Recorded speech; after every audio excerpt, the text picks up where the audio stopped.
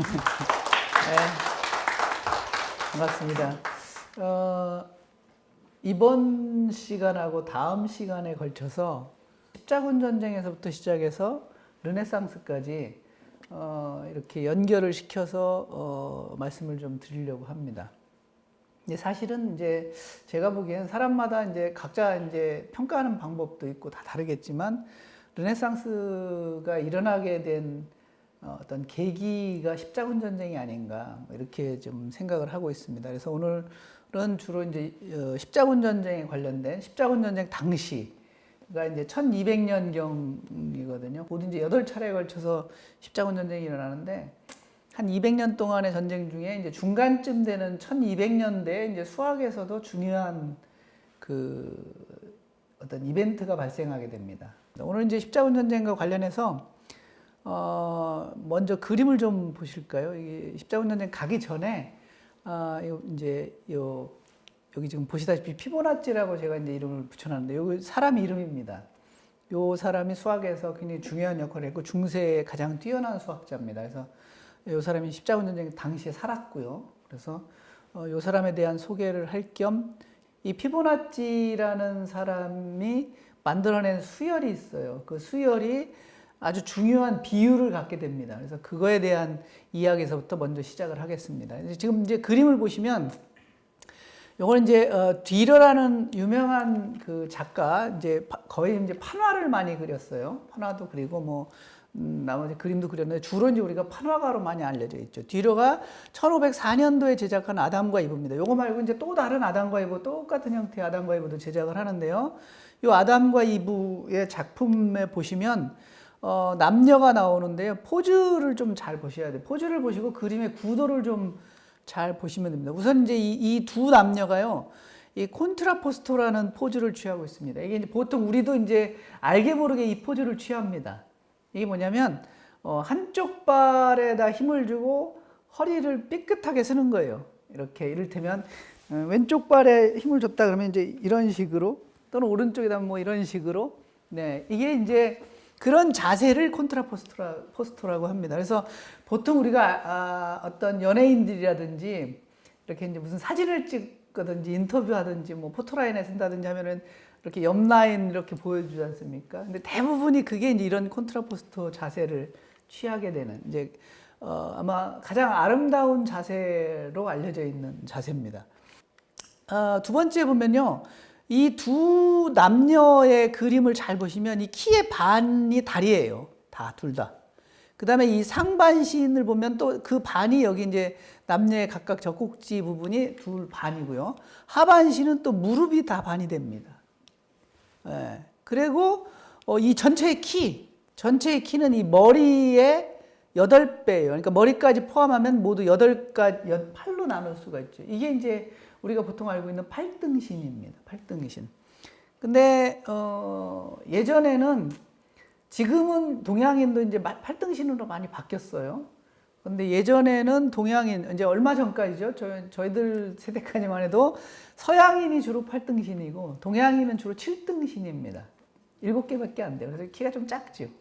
예, 근데 요즘엔 서구식 식습관 뭐 이렇게 해서 우리 후대 학생들은 지금 거의 8등신으로 변해가고 있는 중입니다. 그 다음에 이제 또 하나 또 볼 게 이를테면 여기 이제 아담하고 이브입니다. 여기서부터 여기까지 머리가 이제 1이면 1, 2, 3, 여기가 배꼽이 3이에요, 다. 1, 2, 3. 위치가요. 그 다음에 이제 배꼽에서부터 다리까지 맨 끝에까지가 5입니다. 그러니까 팔을 나누는데, 요 배꼽이 인체의 기준이 돼서 위에는 3, 밑에는 8, 5. 이렇게 해서 전체 8로 나눠지는 게 정확한 8등신입니다. 이를테면 우리가 이 사람 8등신이네 이러면 그 사람의 머리서부터 위에까지 배꼽까지가 3이고 나머지 밑에가 이제 5 돼야 됩니다. 이를테면 허리가 길어가지고 배꼽이 4대4 이러면 키는 크지만 8등신은 아닌 겁니다. 예. 요거 이 아담의 오른쪽에 어떤 편말이 있어요. 여기 편말에 뭐라고 썼냐면은 알브레이트 듀러라고 자기 이름을 이제 저기 작가의 이름을 여기다 써놓은 겁니다. 그 다음 그림 한번 보실까요? 똑같이 이제 꼭 바로 그 다음에 그린 그림이면 똑같이 아담과 이브입니다. 근데 요 앞에 그림은 이제 목판화로 이렇게 흑백으로 그린 거고요. 뒤에 그림은 이제 잘 그린 겁니다. 자, 여기 이제 아담하고 이브입니다. 여기도 마찬가지로 그렇게 되는데요. 물론 이제 이 앞에 그림과 이 그림의 차이가 있습니다.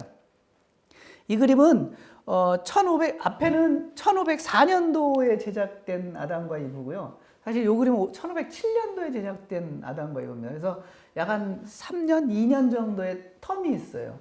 근데 이제 듀러가 이 그림을 완성하기 위해서 앞에 그림보다 더 신경을 썼습니다.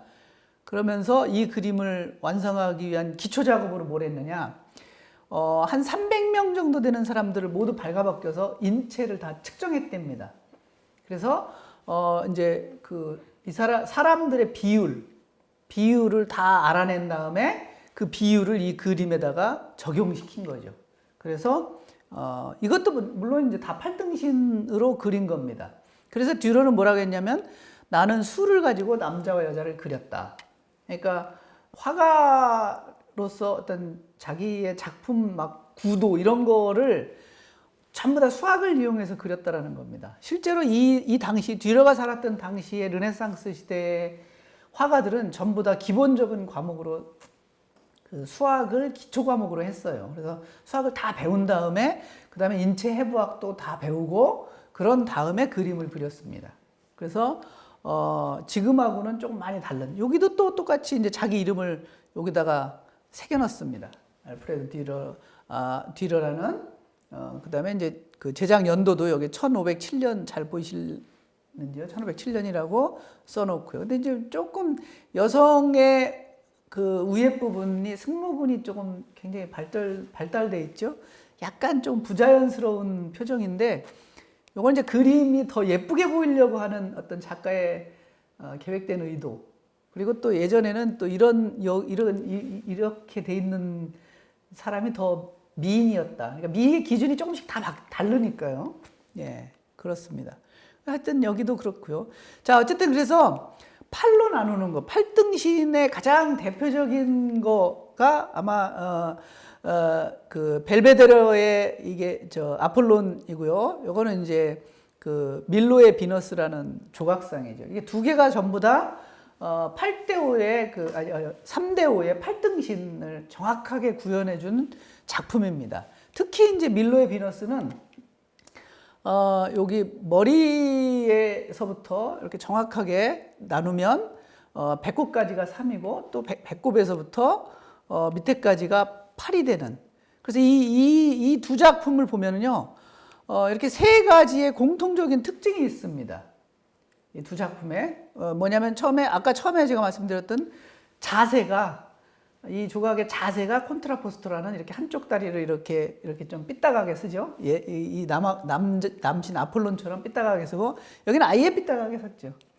이렇게 콘트라포스토 자세를 해서 가장 아름다운 그 몸매를 보여줄 수 있는 그런 자세를 택했고, 두 번째는 이제 이렇게 만든 이 아폴론과 비너스가 이 로마 사람들이나 이런 사람들한테 굉장히 중요한 신이었습니다.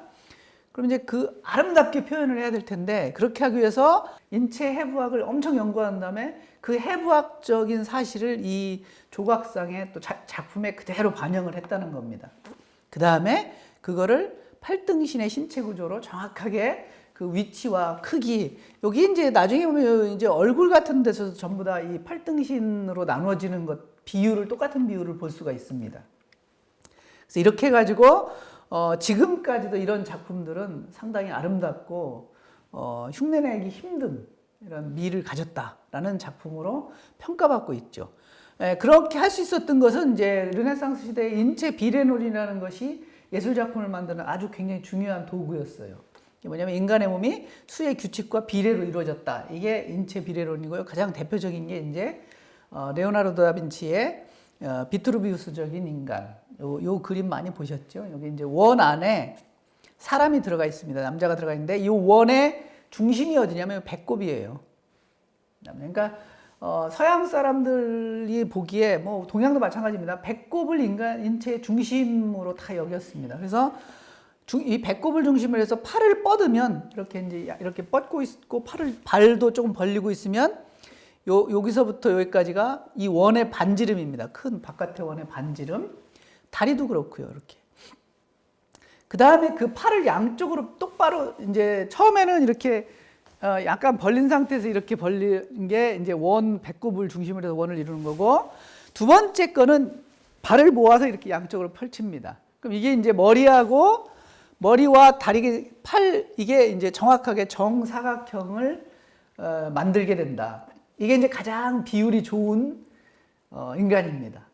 그래서 좋은 비율을 가졌다 그러면은 이 비트루비우스적 인간이라는 이 비율에 인체 비례를 맞는 이 비율을 갖고 있는 사람을 말하는 거죠. 그리고 이걸 하기 위해서 다빈치는 굉장히 많은 그 사람들을 연구합니다. 그냥 나온 게 아니고요. 기존에 있던 무슨 시민들 뭐 이렇게 다 모델들을 다 조사해 가지고 비율을 재고 해부학도 공부하고 등등등 해서 이 비율을 만들어낸 겁니다. 예. 요게 이제 그렇게 해서 만든 게 바로 다빈치의 모나리자라는 작품이에요. 여기 뭐 여러 가지 설이 있는데요. 지금까지도 이 모나리자의 전체 구성과 이 얼굴을 좀 비율을 좀 보여드릴게요. 예, 전체 구성은요. 요 가로의 길이와 세로의 길이의 비가 1대 1.6쯤 됩니다. 여기 지금 있는 대로요. 요게 얼마냐면 5대 8쯤 됩니다. 또는 3대 5인데 보통은 이제 5대 8을 기본 비율로 잡아요. 이게 다 그런 겁니다. 이 비율이. 요 조그만 사각형들도 비율이 다 가로 세로가 5대 8쯤 되는 사각형들로 이루어졌습니다. 그리고 이제 전체 얼굴 길이가 1이라면 폭이 1이라면 얼굴의 길이가 1.6. 여기 턱에서부터 코끝까지가 1이면 코에서부터 눈썹까지가 1.6. 여기 입도 여기 뭡니까? 콧볼의 간격이 1이면 여기가 1.6. 뭐 이렇게 돼 있어요. 다 이렇게 돼 있습니다. 그래서 이게 보통 이제 우리가 어떤 사람이 서구적인 미인이다, 아름답다. 그러면 1대 1.6이라는 비율을 얼굴에서 엄청 찾을 수 있고요. 우리도 다 갖고 있습니다. 우리도. 보통 이렇게 손을 잡으면요. 이렇게 이제 여기 사각형을 이루어요. 이렇게 잡아보시면 그 사각형이 바로 이겁니다. 이거. 그래서 여기가 1이면 여기가 1.6 되고 여기 말려 들어간 거 있죠. 새끼손가락 이렇게. 그게 요게 이제 이렇게 작게 말려 들어가는 비율하고 똑같아요. 실제로 인체에서 찾을 수 있는 이걸 이제 우리는 황금비라고 하는데 곧 보여드리겠지만 이런 것들을 찾을 수가 있습니다. 그래서 이런 비율들을 우리가 황금비라고 하고 이 황금비가 황금비를 인체에 많이 갖고 있을수록 더 예쁘고 더 균형 잡힌 몸매를 갖고 있는 그런 사람이 되겠죠. 이 황금비와 관련되어 있는 사람이 바로 중세의 피보나치라는 사람입니다. 아까 제가 보여드렸던 8등신, 3대 5, 5대 8, 이 숫자들이 전부 다 뭐냐? 이 사람이 만든 피보나치 수열이라는 곳에서 등장하는 숫자들이에요. 그리고 이제 중세에 십자군 전쟁서부터 시작해서 르네상스가 될 때까지 가장 뛰어났던 수학자 중에 하나이기도 합니다.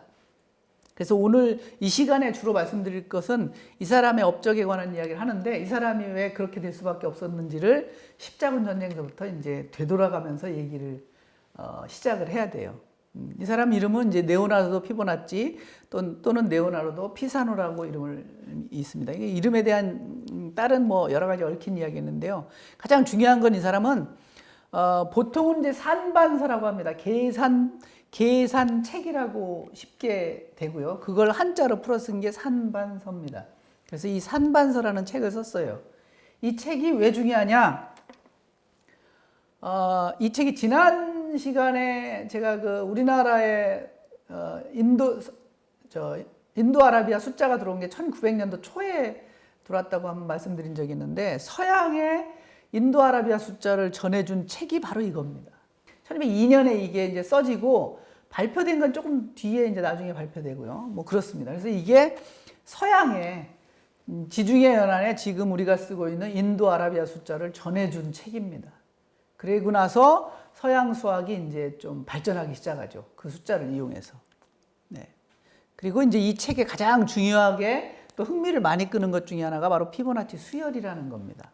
이 사람이 왜 이걸 서양에 전해줄 수 있었는지 그거를 조금만 설명을 드릴게요. 우선은요, 조금 앞으로 좀 많이 가야 됩니다.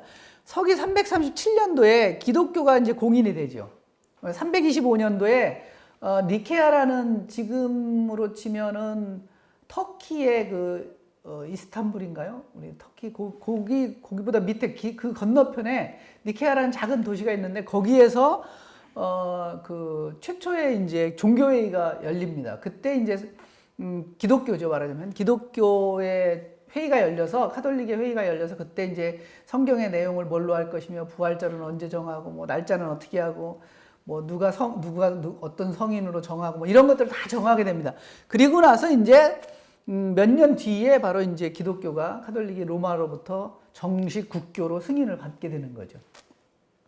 그때 이제 콘스탄티노폴리스를 제2의 수도로 개발합니다. 이게 지금의 이스탄불입니다. 지금 이제 터키에 있는 거고요. 이때 그 뒤에 황제가 이제 데오도시우스라는 황제가 있었는데 아들이 둘이 있었어요. 근데 아들한테 로마 제국을 물려줘야 되는데 누구한테 물려줄지 몰라서 로마를 반으로 나눠서 동서로 나눠서 하나씩 물려줍니다. 여기 지금 요만큼 요게 콘스탄티노플입니다. 여기 지금 이제 터키, 현재는 여기 터키죠. 예, 이렇게 나눠서 이쪽에 서로마, 이쪽에 동로마 이렇게 나눠주게 됩니다. 예, 그래서 여기 이제 그리고 이제 교황은 여기에 있게 되고요. 예. 그런데 이제 이때가 언제냐? 북쪽에서부터 게르만족이 이제 막 이동하기 시작해. 따뜻한 땅, 살기 좋은 땅을 찾아서 북쪽에서부터 내려오기 시작합니다. 그러면서 동로마 제국으로는 안 오고 주로 서로마 제국으로 갑니다. 왜냐하면 서쪽이 그쪽 지금의 현재 프랑스라든지 저쪽하고 가깝지 않습니까? 그냥 바로 내려오니까. 그래서 그쪽에서 내려오면서부터 로마 제국을 멸망하게 됩니다. 이게 워낙 많은 이민족들이 내려오다 보니까 이게 통제가 안 돼요. 처음에는 받아들이다가 나중엔 통제가 안 됩니다. 그래서 이제 476년도에 좀 빨리 망하죠. 그리고 서로마 제국은 망하고 동로마 제국은 계속 건재하다가 1450년경에 이제 그 오스만 투르크라는 현재 터키의 선조들이죠. 그 제국에 의해서 망하게 됩니다. 서로마는 이제 이민족들이 막 이때 당시만 해도 이 게르만족이라든지 이걸 야만인이라고 생각했어요. 야만인들이 내려오니까 이제 이 사람들을 어떻게 하지 막 전쟁 안 하고 이 사람들을 막을 수 있는 방법이 뭘까? 그러다가 이제 교화를 시키자, 종교적으로. 그래서 이제 그 야만인, 소위 말하는 그 당시에 자기들이 야만인이라고 생각했던 사람들을 교화를 시키려고 하다 보니까 우리 종교를 믿어라 그랬는데, 야, 나는 우리 종교는 저 높은 산에 있는 큰 바위인데 니네는 실체도 없고 보이는 것도 없고 누굴 믿으라는 거냐. 그래서 서로마에서는 소위 성상, 뭐 그림이라든지 십자가라든지 무슨 조각상이라든지 이 카톨릭에 있는 그런 걸 만들어서 야, 이 속에 우리 신이 깃들어 있다. 그래서 그런 걸 허락합니다. 허락하는 쪽으로 나가요. 그래야지 얘들을 이렇게 교화시킬 수 있습니다. 근데 이쪽은 아니에요. 야, 성경에 절대 나 이외에 다른 신을 섬기지 말라고 했는데 너네가 왜 그걸 만들어서 억지로 하느냐. 그래서 달라집니다. 그러면서 서로 다른 길을 가게 되는데 어쨌든 이쪽은 뭐 그럴 수밖에 없었습니다. 워낙 이 게르만족이 밀려 내려오고 얘들을 교화시키려면 뭔가 보여줄 수 있는 게 있어야 되니까요. 자, 그래서 이제 여기 이제 그 약 한 500년경 상황입니다. 이쪽이 이제 동로마 제국이에요. 이쪽이 서로마 제국인데 워낙 복잡하죠. 뭐 반달도 내려오고 훈족도 내려오고 하여튼 뭐 앵글로색슨 여기 가서 여기 점령하고 지금의 영국이죠. 고트족이 내려오고 그래서 굉장히 복잡한 이런 상황이었고 여기 카르타고는 또 여기 페니키아라는 이쪽 동네에서 이사 와서 세워진 도시인데 여기도 또 이제 점령당하고 막 이렇게 아주 복잡한 상황이 이루어집니다. 대신에 잘 보시면 이 동로마는요. 큰 영향을 별로 안 받습니다. 여기 이제 뭐 높은 산맥도 있고 뭐 그래가지고 외세 침입에 조금 강했던 것 같아요. 예. 그러다가 요런 형태가 됩니다. 이제 여기 이제 우리가 봐야 될 것은 여기 이제 프랑크 왕국이라는 왕국이 여기가 이제 거의 강해집니다. 서로마 제국의 가장 큰 뭐랄까 세력이 이제 프랑크 왕국이 됩니다. 이 프랑크 왕국이 또 세월이 지나면서 또 갈라져요. 갈라져서 어떻게 되느냐? 동프랑크, 서프랑크, 중프랑크 이렇게 나눠지게 됩니다. 그래서 동프랑크는 독일이 되고요, 현재. 서프랑크는 프랑스가 되고요. 중프랑크는 이탈리아가 됩니다. 그러니까 이제 사실은 다 같은 핏줄이에요, 그 사람들이. 예. 그리고 요 밑에는 이제 로마 교황청의 교황령이 있어가지고 여기는 이제 안 건드리고요. 자, 근데 요 시대가 어느 시대냐? 바로 유럽의 암흑기입니다.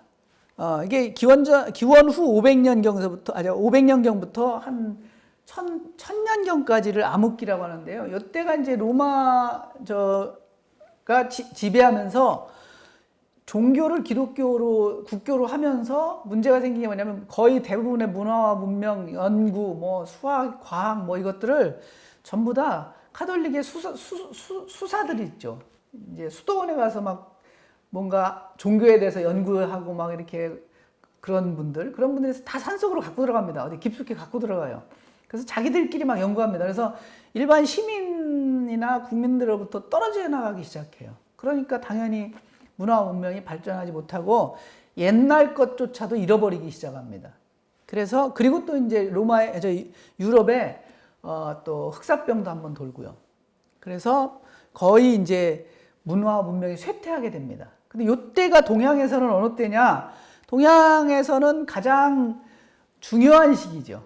이제 끝까지 좀 보시면 이걸 이제 유럽에 안 끼는데 이때가 바로 우리 동양에서는 당나라, 송나라, 또 통일신라, 고려 이때 시대입니다. 그리고 이제 600년경에 이제 모하메드라는 사람이 동굴에서 이제 참선을 하다가 그 천사 가브리엘한테 계시를 받죠.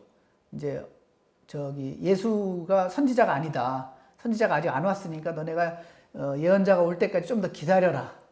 그래서 이제 이슬람이라는 종교를 탄생시키죠. 이 이슬람이 사실은 뿌리는 똑같습니다. 카톨릭하고 야훼라는 그 유대교의 하느님을 믿는데 카톨릭은 예수님이 이제 선지자인 거고 그분이 결국은 하느님인 거고 이슬람은 아니다. 아직 안 왔다. 좀 더 기다려야 된다.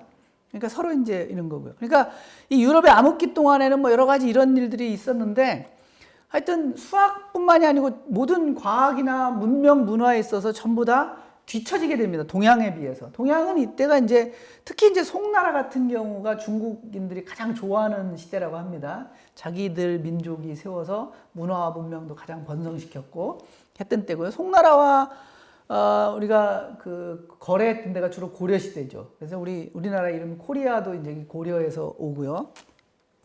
동양이 이때는 유럽은 암흑기지만 동양은 굉장히 문화를 꽃피울 때예요. 그래서 이렇게 좀 대비가 됩니다. 그래서 요때 이제 문제가 된 게 뭐냐? 수학자들이라든지 이런 사람들이 거의 등장하질 않아요. 수학도 좀 이상한 쪽으로 바뀝니다. 그래서 내놓을 만한 수학자들이 보에티우스라는 뭐 중세 수학자들이 있습니다. 여기 이 사람이 이제 보에티우스, 여기 좀 이름이 보이실려나 모르는데 알파벳으로 거꾸로 이렇게 써 있죠. 이 사람은 피타고라스입니다. 이렇게 지금 이렇게 피타고라스 이렇게 써 있어요.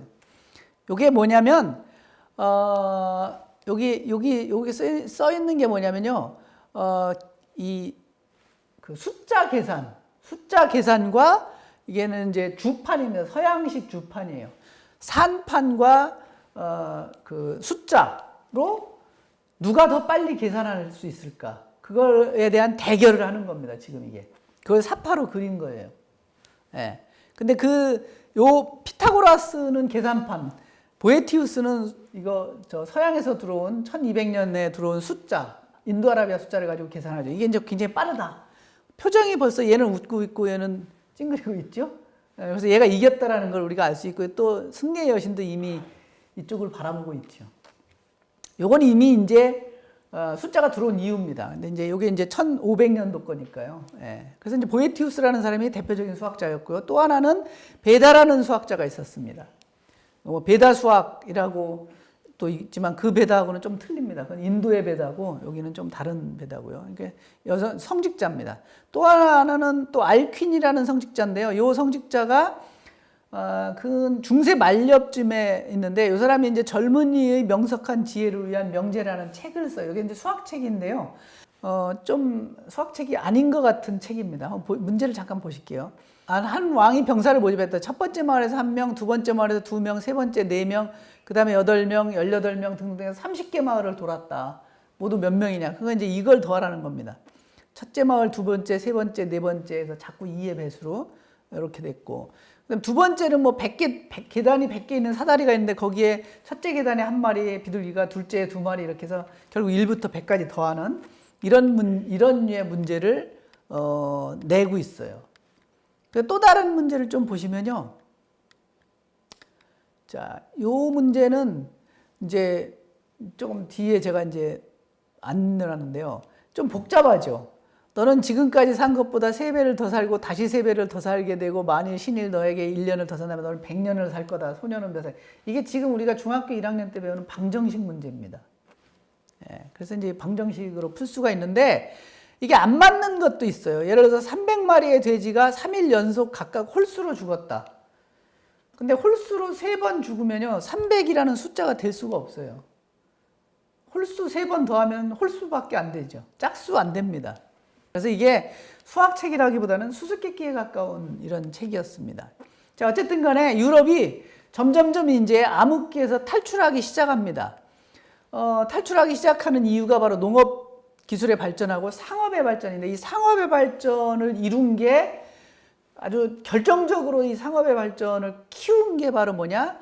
바로 십자군 전쟁입니다. 그 도시들이 어디냐? 베니스, 제노바, 피사라는 이 도시들입니다. 우리가 잘 알고 있는 도시들이고요. 이때를 기준으로 해서 또 뭐가 생기냐면 유럽에 대학들이 설립되기 시작합니다. 그래서 이때 설립된 대학들이 지금도 아주 뛰어나고 유명한 대학들이죠. 볼로나라든지 옥스포드, 케임브리지 뭐 이런 대학들이 생기기 시작하고, 이때 이 대학에서 배우는 7가지 과목이 있었는데 그 중에 4가지 과목이 바로 산술, 기하, 천문, 음악, 이게 다 수학이죠.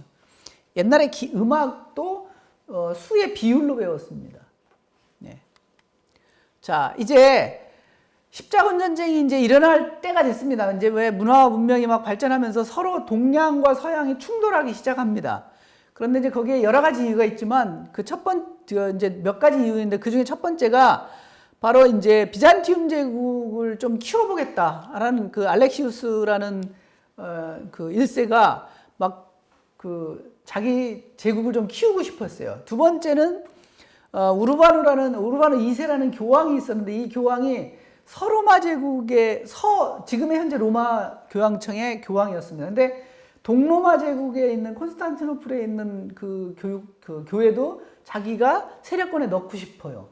이런 이제 서로 간의 그 이해 타산이 맞아가지고 이제 이 우르바노 2세가 클레르몽이라는 도시에 모여서 이제 회담을 합니다. 우리가 예루살렘을 되찾자. 예루살렘이 당시에 이슬람한테 점령돼 있었어요. 근데 그때 이슬람은 그 예루살렘에 모든 종교가 다 섞여 있었습니다. 유대교도 있고, 카톨릭도 있고, 또 뭡니까? 이슬람도 있고, 다른 종교도 있고 했어서 서로 터치를 안 해요. 평화롭게 잘 살았습니다. 그런데 이런 이유에 의해서 이제 십자군 전쟁을 시작하게 됩니다. 그리고 이제 다른 병사들이라든지 기사들도 다 다른 이유가 있었어요. 기사들은 그동안 전쟁이 없었어요. 큰 전쟁이 없었기 때문에 전쟁에 나가서 내 용맹을 떨쳐서 내가 귀족이 돼야 되겠다. 또 농민들은 이게 봉건주의 막바지라 너무 다 농노가 돼가고 막 너무 힘든 거예요. 그래가지고 국가의 이 구속으로부터 여기 전쟁에 참여하면 벗어날 수 있고, 또 교황님이 여기 가서 죽으면 나는 천당에 간다는데, 그래서 이제 갑니다. 그래서 모두 약 200년에 걸쳐서 8차례 원정을 하는데요. 실제로 예루살렘을 다시 되찾은 건 1차 원정밖에 없습니다. 근데 이게 예루살렘을 점령하고, 기록에 의하면 십자군이 예루살렘에 입성하고 예루살렘을 하나님께 바쳤다, 뭐 이렇게 아마 얘기를 할 겁니다. 그게 무슨 얘기냐면 싹 다 죽였다는 얘기입니다. 싹 다 죽이고, 하여튼 싹 피를 말렸어요.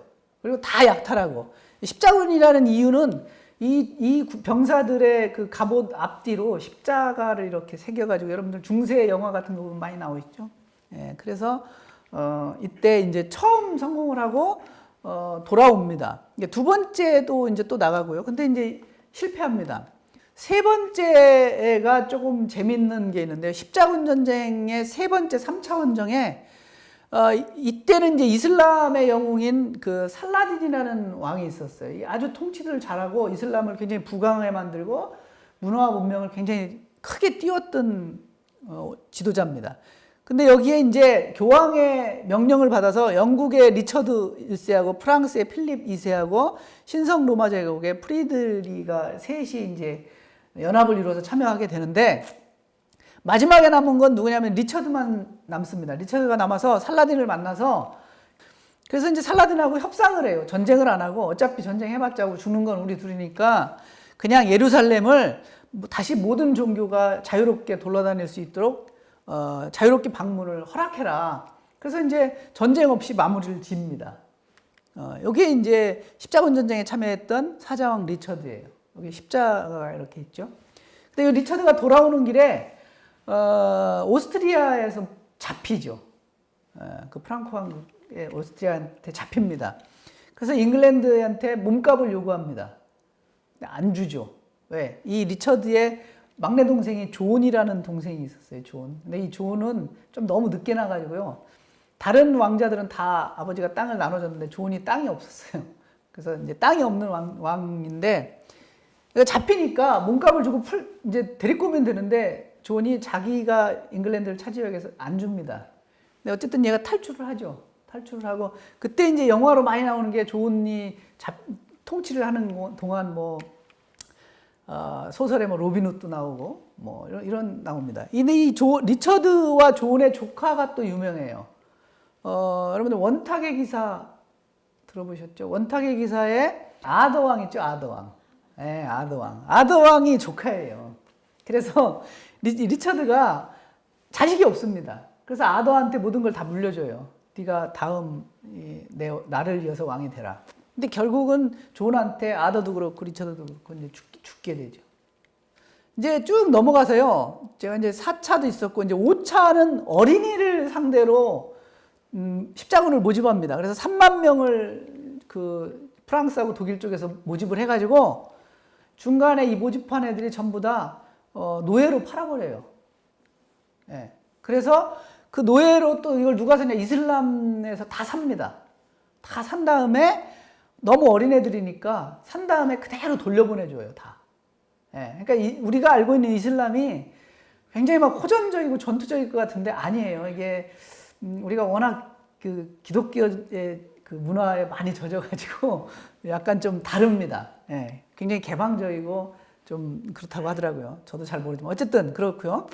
그 다음에 이제 5차 원정이 좀 특이한 게 있습니다. 여기 날짜를 좀 연도를 잘 보세요. 이때가 우리가 언제냐면 고려시대입니다. 고려시대 우리가 엄청 힘들었던 때예요.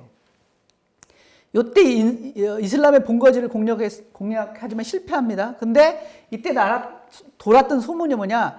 동방에 기독교 왕국이 있는데 거기에 프레스터 존이라는 어떤 굉장히 유명한 그 전설적인 왕이 있다. 이 왕이 우리를 도우러 거다. 그래가지고 십자군이 그걸 막 믿어요. 믿어서 막 진출을 합니다. 근데 진짜로 프레스터 존이 옵니다. 네, 실제 도착했어요. 도착했는데 보니까 자기들 다 점령하죠. 그게 누구냐? 징기스칸입니다. 그래서 징기스칸이 역사상 가장 넓은 영토를 점령했던 그 왕이죠. 그 다음에 이렇게 해가지고 8차까지 전부 다 모두 한 200년에 걸쳐서 전쟁을 하지만 결국은 다 실패합니다. 그리고 본래의 목적에서 다 벗어나요. 원래는 이게 성전을 해서 예루살렘을 되찾고 이렇게 하려고 하는데 사실은 자기들 싸움으로 다 끝납니다. 자기들 밥그릇 싸움으로 다 끝나요. 이제 여기 이쪽 지방하고 여기 예루살렘을 점령하기 위해서 이렇게 다 옵니다. 그래서 보시다시피 이쪽에 있는 여기를 도와달라 원래는 그랬어요. 여기를 도와달라는 것도 있었는데 4차 때는 여기를 도와달라고 합니다. 콘스탄티노플을. 그런데 이제 이쪽에 로마에서 돈이 없어가지고 베네치아한테 요청을 하죠. 너네가 좀 가라. 그랬더니 베네치아가 뭘 하냐면 야 우리가 동양하고 무역을 하는데 요 자라라는 도시가 있다. 자라라는 도시가 있는데 저 도시가 우리의 그 경쟁 상대예요. 그러니까 내가 쟤를 좀 어떻게 해도 되냐 허락을 받습니다. 그래서 오케이. 그래서 칩니다. 그래서 자라를 먼저 공격해요. 자기들끼리 공격하는 겁니다. 그 다음에 어딜 공격하느냐 가가지고 콘스탄티노플을 공격합니다. 거기다가 나라를 세워요. 그리고 돌아옵니다. 그래서 여기를 파문시켜요. 파문시켰는데 가만히 보니까 여기도 결국은 우리 세력이 됐어요. 그래서 다시 복권시켜줍니다. 네, 그래서 이게 좀 웃기는 전쟁이 돼요. 근데 잘 보시면 이쪽에 있는 사람들이 이쪽을 공격하려고 하는데 다 그 전쟁 물자라든지 사람이 모이는 곳이 어디냐? 출발하기 좋은 요 근처에 모이게 됩니다. 여기까지 오면 좋은데 가까워서 여기까지 내려오는 게 힘들죠. 그러니까 바다가 가까운 요 근처에서 다 이 유럽의 전쟁 물자와 사람들이 여기에 모이기 시작합니다. 여기에. 그 모인 도시들이 여기 지금 저는 이제 베네치아 하나만 해놨는데요. 자, 그 모인 도시들이 어디냐? 제노바, 피사, 베네치아 등등등입니다. 지금 이제 지도를 좀 보시면, 네. 여기가 이제 베네치아, 제노바, 피사입니다. 여기가 이제 유럽에서부터 내려와서 이 부분에 어떤 병참기지 뭐 이런 거를 할 수 있는 가장 좋은 곳이죠. 그래서 이 도시들이 굉장히 발전하게 됩니다. 동양과 무역도 엄청 많이 하게 되고요. 그래서 이 도시들이 여기 있는 대로 십자군에게 무기도 대주고 식료품도 대주고 뭐 등등 하면서 다른 도시들하고 다 막 무역할 수 있는 길을 만들어 달라 이렇게 합니다. 그래서 결국은 여기서 돈을 엄청 벌게 되죠. 근데 여기들이 대부분 다 도시국가예요. 예. 그리고 이 피사라는 도시에 누가 살았느냐? 우리의 주인공인 피보나치라는 사람이 여기 피사에 살고 있었습니다. 예. 그래서 이런 도시들이 이런 십자군 전쟁에 동원됐던 막대한 물량과 병사들 또 각종 물자들 이게 동양과 서양을 이어주는 가교 역할을 하면서 여기가 갑자기 엄청난 부를 축적하게 됩니다. 그 축적한 부를 가지고 뭐를 하게 되느냐? 딴 데 쓴 게 아니고 그 부를 이용해서 바로 야 우리가 동양하고 무역을 하고 거래를 해보니까 동양의 엄청 문화가 분명히 좋더라. 우리도 다시 배워야 된다. 그래서 르네상스는 무슨 뜻이냐면 부활이라는 뜻이죠. 이게 뭐냐? 그리스의 화려했던 문화 문명으로 돌아가자. 다시 부활시키자. 그런 겁니다. 그래서 이제 이 르네상스를 일으키게 되는 계기가 됩니다. 예. 이제 르네상스가 일어나게 된 두 가지 아주 중요한 요인이 첫 번째는 로저 베이컨이라는 사람이 생각을 좀 바꾸자 이제 지금까지는 너무 우리가 신한테 의존하고 있었다. 생각을 이제 좀 신앙이 아니고 좀 사람한테로 좀 바꿔보자. 또 삶으로 바꿔보자. 이런 풍조를 강조하고 거기에 수학적으로 이걸 생각하는 논리적으로 생각해야 된다라고 주장을 하게 됩니다. 두 번째는 뭐냐면 바로 이 피보나치의 산반서가 이 서양으로 전해진 거예요. 그래서 서양의 모든 기존에 쓰던 수학에 관련된 무슨 장부라든지 뭐 기록이라든지 이런 게 전부 다 이런 숫자로 바뀌게 됩니다. 그러면서 수학이 굉장히 빨리 발전하게 돼요. 그래서 그 수학을 바탕으로 과학이 발전하고 등등등 하게 됩니다. 요게 이제 산반서의 아주 오래된 표지고요. 요게 이제 그 일반 그 미국 책으로 나와 있는 책입니다. 여기 첫 장에 뭐라고 되냐면 이렇게 돼 있어요. 인도인들의 숫자 9개는 다음과 같다. 98765431. 이 9개의 숫자와 기호 0을 가지면 다음에 설명하는 것 같아요. 어떤 수든지 다 쓸 수 있다. 그래서 이 책에 처음에 이게 딱 나오고요. 그 다음에 뭐가 있느냐? 이렇게 이 숫자들을 어떻게 쓸 것이며 어떻게 읽고 계산은 어떻게 할 것이며 이런 방법들이 있죠. 이게 우리나라에는 이때 서양에는 1202년도에 이게 전파가 됐는데 우리나라는 지난 시간에 제가 1900년도 초에 이게 이제 1901년인가 2년도에 우리나라에도 이런 인도아라비아 숫자가 이제 들어오게 된 겁니다. 그래서 이런 것들이 최초로 이제 유럽에 전해지면서 유럽에서 수학적인 발전, 이제 드디어 계산을 인도아라비아 숫자로 하게 되는. 근데 초창기에는 이게 워낙 처음 들어오는 숫자들이라서 이거 이렇게 변조할 수 있다. 그래가지고 로마 교황청에서 금지시키기도 합니다. 근데 이제 워낙 편리해서 상인들 사이에 굉장히 빨리 퍼지죠. 자, 이 책의 가장 유명한 문제가 요즘 빨리 갖겠습니다. 어떤 사람이 토끼 한 쌍을 우리에 넣습니다. 이 토끼가요, 한 달이 지나면 한 쌍에 새끼를 낳아요. 근데 새끼가 한 달 지나면 큽니다. 성체가 되면 또 한 쌍을 낳을 수 있어요. 그래서 이렇게 된다면 1년 뒤에는, 1년이 지나면 이 우리 안에는 토끼가 몇 쌍 있겠냐. 그래서 한 쌍이 있는데 한 쌍이 한 달 지나면 토끼 한 쌍을 낳습니다. 근데 얘가 또 한 달이 지나면 얘는 새 토끼 한 쌍을 낳고 얘는 어른 토끼가 되겠죠. 또 한 달이 지나면 얘가 새 토끼를 낳고 이 어린 토끼는 어른 토끼가 되고 이 토끼는 한 쌍의 토끼를 또 낳고 이런 식이 됩니다. 그게 이제 이렇게 된 거예요. 이게 이제 첫 달, 두 달, 세 달, 네 달, 다섯 달, 여섯 달째입니다. 조그만 게 새끼를 낳은 거예요. 이건 새끼가 큰 거. 그 다음 달에. 자, 이렇게 번져나가더라. 이게 어떻게 될 건가, 1년 뒤에. 그래서 이제 잘 보니까 1, 2, 쌍의 수를 보면 한 쌍, 두 쌍, 세 쌍, 다섯 쌍, 여덟 쌍, 13쌍 이렇게 늘어납니다. 그래서 이 숫자를 잘 봤더니 이렇게 되더라. 앞에 있는 두 개의 항을 더했더니 바로 그 다음 항이 되더라. 그죠? 앞에 거 두 개를 더하니까 바로 그 다음 게 되죠.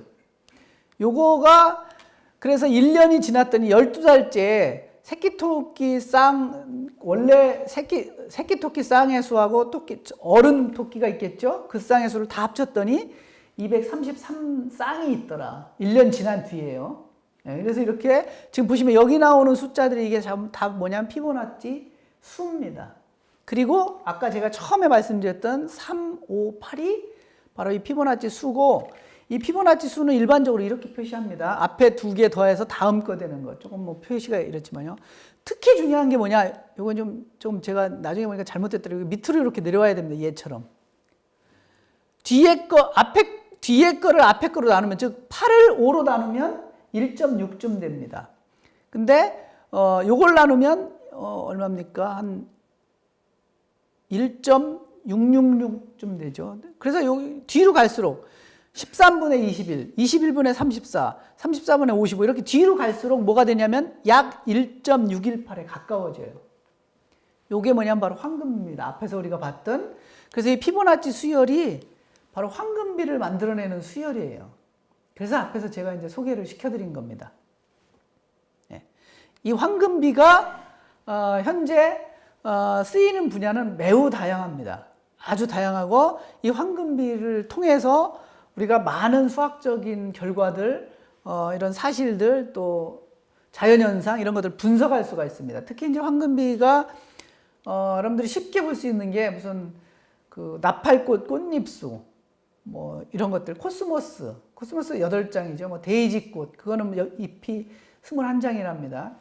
그 다음에 뭐 해바라기가 이렇게 씨가 이렇게 잘 보시면 나선으로 이렇게 휘어져 있습니다. 그 나선의 수가 어떤 놈은 이쪽으로 세면 85개, 저쪽으로 세면 55개 이렇게 되어 있습니다.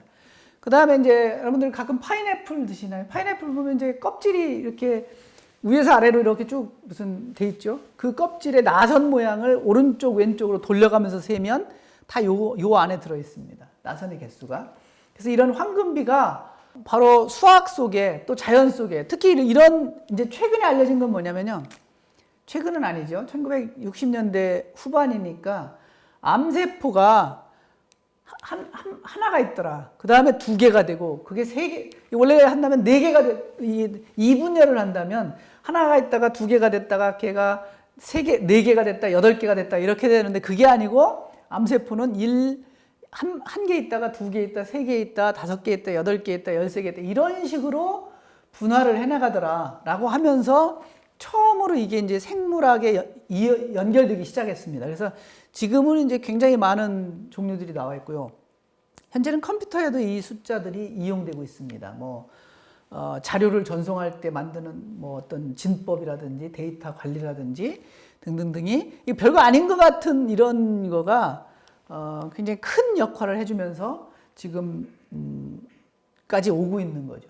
그래서 제가 이제 이걸 잡은 이유가 이런 사실은 하찮은 일이죠. 근데 이걸 만들어낸 피보나치라는 사람은 이 삼반사라는 책이 1202년도인데요. 이 사람이 당시에 그 피사라는 도시, 조그만 도시입니다. 피사에 살면서 그 도시에서 아프리카라든지 아시아라든지 막 그 뭡니까 무역을 합니다. 근데 그때 당시에 무역 중에 가장 많이 비싸게 팔린 물건이 뭐냐면 바로 양념이에요. 양념. 양념 중에서도 뭐 후추. 이 동양에서 서양에 없었던 겁니다. 그래서 음식의 문화도 바꿔놓습니다. 얘가. 그때 그런 걸 장사한 사람이 바로 피보나치입니다. 자, 그래서 제가 이제 지금 말씀드린 거는 유럽의 암흑기가 아주 긴 기간이 약 한 500년 동안 됐는데 그 암흑기를 벗어나게 한 거엔 두 가지가 있는데 아까 처음에 말씀드렸던 베이컨의 생각을 바꾸자. 신에서 사람으로 좀 바꾸자. 두 번째는 그걸 할 수 있는 기초를 마련해 준 바로 산반서라는 책, 수학에 있다라는 거를 말씀드리겠습니다. 네, 고맙습니다.